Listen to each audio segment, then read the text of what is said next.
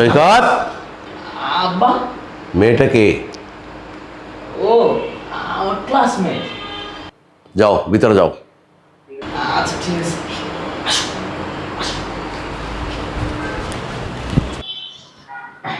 বসো বসো বসো। উফ, আমি তো জাস্ট নার্ভাস ফিল করছিলাম যে তোমার বাবা আমাদেরকে দেখে ফেললো, এখন আমাকে কি না কি ভাববে।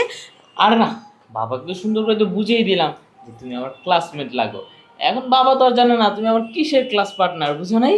আরে সে ঠিক আছে, ক্লাসমেট বলছো সেটা না হয় মেনে নিলাম, তারপরও উনি না কেমন একটা মানে কনফিউশন মুড নিয়ে আমার দিকে তাকাচ্ছিল, আমি খেয়াল করেছি তো রুমে ঢোকার সময়।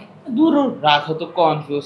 বাবা এমনি ব্যবসার কাজে থাকে সারাক্ষণ বিজি, সে আবার আসছে আমাকে নিয়ে খবর নিতে। ধুর, আচ্ছা যাই হোক, এত প্যারা নিয়ে লাভ নেই। আমি এখানে কেন প্যারা নিচ্ছি? তো আমি তো চিল করব। সেটাই, তোমাকে যে কাজের জন্য নিয়ে আসছি তুমি শুধু সেই কাজটা করে চলে যেতে পারলেই তো হয়, তাই না? হ্যাঁ সেটাই।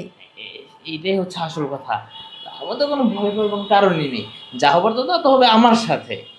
একদম।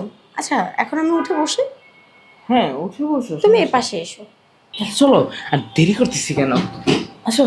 আচ্ছা ভালো কথা, আমার রেটটা তো জানা আছে, মনে আছে তো? হ্যাঁ মনে আছে, কোনো সমস্যা নাই। আমি সব জায়গায় যে যেইভাবে দিই তোমারও সেইভাবেই দিই, কোনো সমস্যা নাই। আচ্ছা ঠিক আছে, তবে কোনো উল্টো পাল্টা যেন না হয়। না না, আমি আবার কখনো এই টাকা পয়সা নিয়ে কারোর লগে ঝামেলা করি না।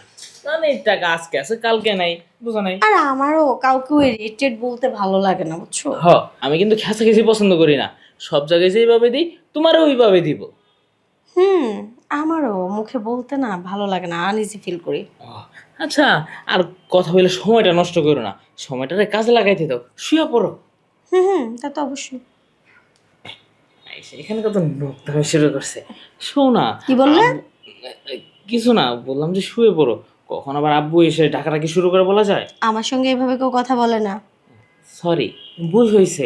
It's okay. ওকে, তাহলে শুয়ে পড়ো। শুয়ে পড়বো? হ্যাঁ, তোমাকে কি আনছে এই জায়গায় সাজায় রাখার জন্য? তাই তো। হ্যাঁ সেটাই তো। তাহলে গেলাম।